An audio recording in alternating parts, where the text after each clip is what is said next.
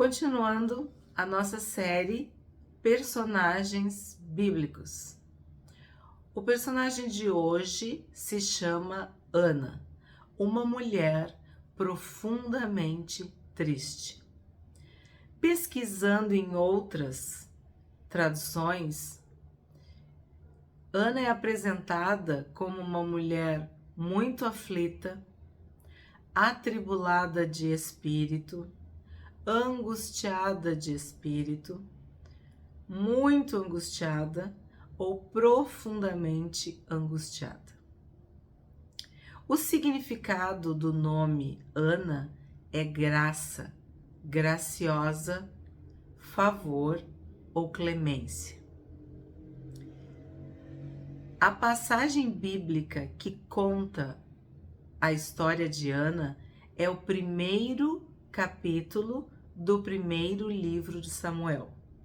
O contexto histórico da época de Ana é o fim da era dos juízes e o início da monarquia em Israel. Tanto que o filho de Ana, Samuel, foi o juiz, o profeta, o sacerdote, o líder. Ele era um homem de Deus. Ele acumulou várias funções ao longo do seu ministério. E ele ungiu o primeiro rei de Israel. Ele ungiu Saul e ungiu Davi. Pois bem, além de Ana, nós temos outros personagens nesta história. Temos o marido de Ana, que se chamava Eucana, que quer dizer Deus criou, Deus edificou, Deus adquiriu. A outra mulher de Eucana, Penina, que quer dizer pérola ou coral vermelho.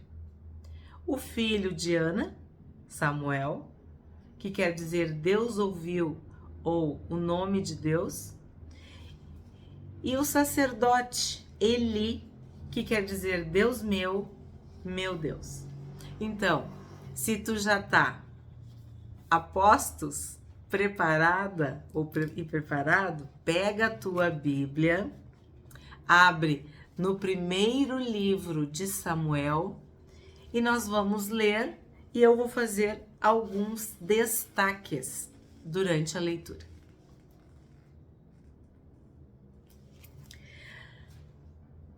Samuel 1. Havia um homem chamado Eucana, que vivia em Ramá, na região de Zuf, na região montanhosa de Efraim. Era filho de Jeroão, filho de Eliú, filho de Tou, filho de Zuf, de Efraim. Eucana tinha duas esposas. A primeira se chamava Ana. Aqui já cabe uma explicação. O homem poderia ter quantas esposas ele pudesse sustentar, alimentar e vestir. Mas, se esta esposa não lhe desse filhos, ele tinha obrigação, vamos dizer assim, de ter outra esposa para ter descendentes. Então, Eucana tinha casado com Ana, porque a Bíblia diz que a primeira era Ana, mas Ana não lhe deu filhos. Então, a segunda, que se chamava Penina, tinha filhos. Ana, porém, não. Número 3. Todos os anos, Eucana subia de sua cidade até Siló para adorar o Senhor dos Exércitos e oferecer sacrifícios a ele. O que a gente vê aqui? Que ele era um homem de Deus, um homem temente a Deus, um homem que cumpria suas obrigações religiosas. Ele praticava, ele era um israelita, um judeu, um hebreu praticante. Nesse tempo, os sacerdotes do Senhor eram Ofni e Finéias, os dois filhos de Eli. Eucana apresentava seu sacrifício, dava porções de carne à sua esposa Penina e a cada um dos filhos e filhas dela. A Ana, porém, dava uma porção especial, porque a amava. E olha o que vem agora. Apesar de o Senhor não lhe ter dado filhos. Aqui pode ser um pouco chocante para nós lermos isso, mas a questão é que a mulher que não dava filhos, que não tinha filhos, ela era considerada amaldiçoada. Ela sofria muito vexame, muita vergonha. E isso era considerado um castigo, né? Uma maldição. E muitas mulheres na Bíblia passaram por esse problema da esterilidade. E Deus, de uma forma sobrenatural, reverteu essas situações. E Eucana amava Ana, mesmo ela não lhe dando filhos. Assim como Abraão amava Sara, assim como Jacó amou Raquel. Enfim, homens que não deixaram, não abandonaram suas esposas porque elas não tinham lhe dado filhos. 6. E sua rival a provocava e zombava dela, porque o Senhor não lhe tinha dado filhos. Todos os anos era a mesma coisa.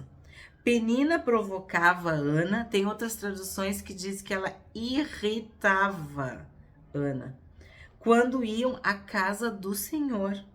E a cada vez Ana chorava muito e ficava sem comer. Ana, por que você chora? Perguntava Eucana, seu marido. Por que não come? Por que você está tão triste? Será que eu não sou melhor para você do que 10 filhos?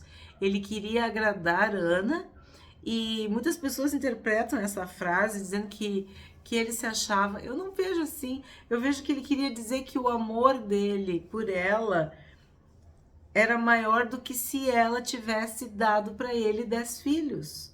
Eu não acho que ele estava querendo dizer que ele era melhor que 10 filhos. Aí tu vê o que tu interpreta dessa frase, tá bom? Anteriormente diz que ele amava Ana. Então, se ele amava, ele não estava fazendo nada errado, negativo contra a esposa. Ao contrário, ele estava querendo dizer para ela que o amor que ele tinha independia ou não dependia do fato dela dar ou não filhos para ele. Pelo menos é assim que eu interpreto. 9. Certa vez, depois que comeram e beberam em Siló, Ana se levantou. O sacerdote Eli estava sentado ao lado da entrada do templo do Senhor. Ana estava muito angustiada. Lembra que era uma mulher profundamente triste. E chorava sem parar enquanto orava ao Senhor. Então fez o seguinte voto: Ó Senhor dos exércitos, se olhares com atenção para o sofrimento da tua serva, se responderes à minha oração e me deres um filho, eu o dedicarei para sempre ao Senhor, e o cabelo dele nunca será cortado. Isso significa que o menino... eu tô dizendo... porque ela pediu um menino, né? Ela pediu um filho. Seria Nazireu. É isso. Quando era um voto de não cortar o cabelo, de não beber bebida forte. Enfim, tinha várias questões no voto do nazireado. Então, ela estava consagrando, oferecendo o filho a Deus. 12. Enquanto ela fazia sua oração ao Senhor, Eli, que era o sacerdote, pai dos 2 sacerdotes que estavam oficiando no momento, que Eli já era idoso, Eli a observava. Viu que os lábios dela se moviam Mas, como não ouvia som algum, pensou que ela estivesse bêbada. Até quando vai se embriagar? Disse ele. Largue esse vinho. Ana respondeu: Meu senhor, não bebi vinho, nem outra bebida forte. Eu estava derramando meu coração diante do Senhor, pois sou uma mulher profundamente triste, ou uma mulher profundamente angustiada, atribulada de espírito, aflita. Ela estava em profundo sofrimento por não ter filhos e por ser humilhada pela sua rival, Penina. 16. Não pense que sou uma mulher sem caráter. Estava apenas orando por causa de minha grande angústia e aflição. Então, por isso que as traduções dizem que ela era angustiada, que ela era aflita, triste. Nesse caso, vá em paz, disse Eli. Que o Deus de Israel lhe conceda o que você pediu. No 18. Muito obrigada, exclamou ela. Então Ana voltou e começou a se alimentar novamente. E olha que lindo. E o seu rosto já não estava triste. Por que não estava triste? Porque ela creu que a sua oração tinha sido respondida. Porque a fé é a certeza daquilo que a gente está pedindo, daquilo que a gente não vê. É a convicção das coisas que a gente espera, que a gente ora, que a gente pede. Na manhã seguinte, a família toda se levantou bem cedo e foi adorar o Senhor novamente. Depois voltaram para casa em Ramá. Eucana teve relações com Ana e o Senhor se lembrou dela. No devido tempo, Ana engravidou e teve um filho. Ela lhe deu o nome de Samuel e disse: Eu o pedi ao Senhor. No ano seguinte, Eucana e sua família fizeram a viagem anual para oferecer sacrifícios ao Senhor e cumprir seu voto. Ana, porém, não foi. Vamos esperar até o menino ser desmamado, disse ela ao marido. Então o levarei ao Senhor e o deixarei lá para sempre. Faça como lhe parecer melhor, respondeu Eucana. Fique aqui até ele desmamar e que o Senhor a ajude a cumprir sua promessa. A Bíblia diz que Deus não se agrada de voto de tolos. Então, quando tu votar, quando tu prometer, quando tu fizer um voto diante do Senhor, tu tem que cumprir, porque Deus não se agrada de voto de tolos. Então, ela ficou em casa e cuidou de seu filho até desmamá-lo. Quando o menino foi desmamado, Ana o levou à casa do Senhor em Siló, embora ele ainda fosse pequeno. Também levou um novilho de 3 anos para o sacrifício, um cesto de farinha e uma vasilha de couro cheia de vinho. Tudo isso é uma forma de agradecimento, de gratidão. É uma oferta, uma oferenda, um sacrifício. É uma forma de dizer: Senhor, muito obrigada. É gratidão.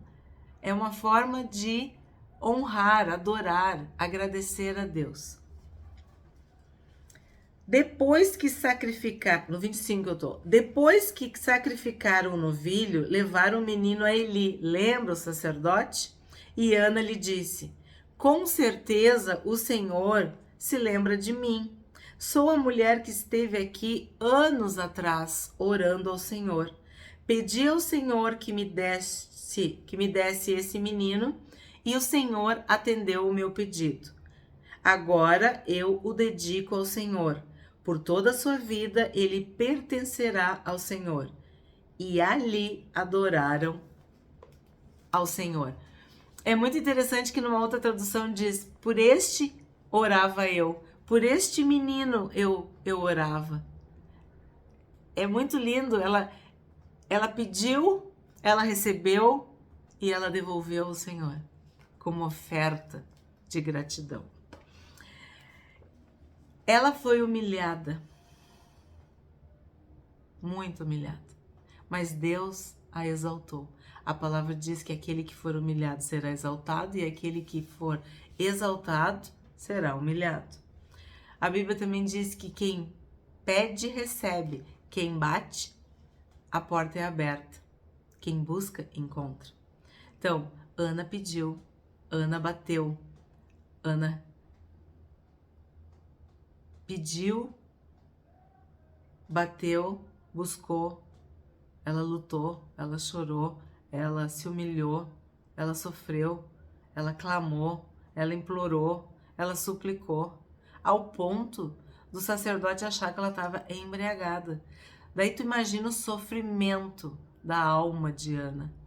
Por isso que Ana era uma mulher profundamente angustiada, porque aquilo doía demais, era uma dor incurável.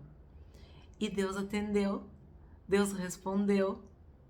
O pedido de Ana foi atendido. A porta que estava fechada foi aberta. O que ela buscou, ela encontrou. Então a palavra de Deus se cumpriu. E o que a gente pode aprender com essa história? Que Ana tinha um coração bom, um coração puro. Porque se ela odiasse Penina, tivesse algo contra Penina, Deus não teria ouvido. Porque a Bíblia é clara que nós devemos perdoar as ofensas para nós também sermos perdoados. Nós devemos perdoar as dívidas para que Deus também perdoe as nossas dívidas. Que se a gente tem alguma coisa contra alguém, a gente tem que se acertar, tem que restaurar, perdoar, para que Deus possa responder às nossas orações. O que mais que eu vejo também? Que quando o marido e a esposa são uma só carne, são unidos, Deus também responde orações. Então, Eucana e Ana se amavam. Tanto é que Samuel é maravilhoso, é um exemplo. Ele é fruto deste amor de Eucana e Ana. E claro, da bondade, da misericórdia, da graça, do favor de Deus. Sabemos que a Bíblia fala no Salmo 128 que o homem que teme ao Senhor será abençoado. E diz que a esposa deste homem também será abençoada. É comparada como uma videira, uma oliveira, uma árvore frutífera. E que os seus filhos serão como rebentos, como galhos, como ramos ao redor da sua mesa. Que os filhos são herança do Senhor. Que os filhos são flecha nas mãos do arqueiro. Enfim, são bênçãos. E Ana queria a sua bênção. Ana lutou, clamou por essa bênção. E que bênção que ela ganhou. Ela ganhou Samuel, um verdadeiro homem de Deus. E, como a gente falou no início, ele era sacerdote, ele era profeta, ele era juiz, ele era líder e ele ungiu Saul e Davi. O que a gente aprende com essa história? A gratidão de Ana também é expressa no capítulo 2. No capítulo 2 começa assim: então Ana orou, meu coração se alegra no Senhor, o Senhor me fortaleceu, agora dou risada dos meus inimigos, sim, eu me alegro porque me libertastes. Imagina o jugo, a dor que ela carregava por ser estéril, por não ter filhos, essa vergonha, né, de não ter filhos. E é muito interessante porque ela não se vingou, ela não fez nada por suas próprias mãos. O que ela fez? Ela orou ao Senhor. Essa é uma lição para nós. Mesmo diante de humilhações e de ofensa, ela foi buscar o favor de Deus. Ela esperou em Deus. E quando ela recebeu, o que ela fez? Ela agradeceu. Ela foi fiel. Porque tem pessoas que recebem a bênção e se esquecem do abençoador. Querem o presente de Deus, mas o próprio Deus não. Querem o presente de Deus, mas não a presença de Deus. E Ana não fez isso. Ana não fez isso. E olha só, ela louvando no 2. Ninguém é santo como o Senhor, não há outro além de ti, não há rocha como o nosso Deus. Deixem de ser tão orgulhosos e soberbos, não falem com tamanha arrogância, pois o Senhor é um Deus que tudo sabe, ele julgará as ações de todos. Olha que lição para nós. Às vezes as pessoas são tão injustas, tão malignas, tão más. Então, o que ela está dizendo? Que essa soberba, este orgulho, essa arrogância não são nada diante do Senhor. Olha o que ele diz. Ele julgará as ações de todos. O arco dos poderosos foi quebrado e os que tropeçavam agora estão firmes. Os que tinham fartura de comida agora passam fome e os que passavam fome estão saciados. Olha isso. A mulher que não tinha filhos agora tem 7. E a que tinha muitos desfalece. Acredito que Penina ficou chocada com a misericórdia de Deus, com o poder de Deus, com o milagre de Deus. A gente não sabe, mas é o que dá para concluir aqui, né? A mulher que não tinha filhos agora tem 7 e a que tinha muitos desfalece, porque Ana teve outros filhos, tá? O Senhor tira a vida e dá a vida, faz descer a sepultura e de lá faz subir. O Senhor empobrece alguns e enriquece outros, humilha e também exalta. Levanta o pobre do pó e do monte de cinzas tira o necessitado. Coloca-os entre príncipes e os faz sentar em lugares de honra. Ao Senhor pertencem os alicerces da terra e sobre eles firmou o mundo. Ele protegerá os fiéis, mas os perversos desaparecerão nas trevas, pois ninguém vencerá só pela força. Os que lutam contra o Senhor serão despedaçados. Do céu ele troveja contra eles. O Senhor julga em toda a terra. Ele dá poder a seu rei, concede força a seu ungido. Aí o 11. Então Eucana voltou para casa em Ramá, e o menino servia ao Senhor, ajudando o sacerdote Eli. A história de Samuel é linda, e nós temos essa lição da vida de Ana. Uma mulher profundamente triste, que levou a sua dor, a sua tristeza, a sua aflição, a sua angústia para Deus, para o único que poderia fazer alguma coisa por ela. Sim, ela chorava, ela sentia fome, fraca, humilhada, tudo isso, que era um ser humano. Mas ela sabia que havia um Deus no céu que pode tudo. E ouvindo esse cântico, essa oração de gratidão, a gente vê que Deus pode mudar tudo, qualquer circunstância, desde que seja da vontade dele. Então, a lição que fica para nós é: devemos levar toda a nossa angústia, toda a nossa ansiedade, toda a nossa dor a Deus, porque só Ele pode mudar a nossa situação.